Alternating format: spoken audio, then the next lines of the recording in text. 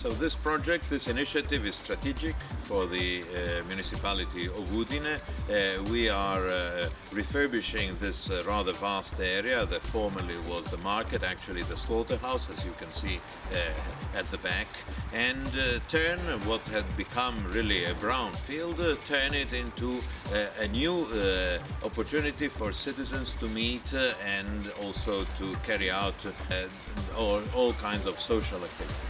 Now, having the opportunity, this is quite a substantial action of the municipality of Udine. We are planning, currently we are investing 4 million euros, but we plan to invest more in the near future. Ultimately, we will invest something like a dozen of million euros.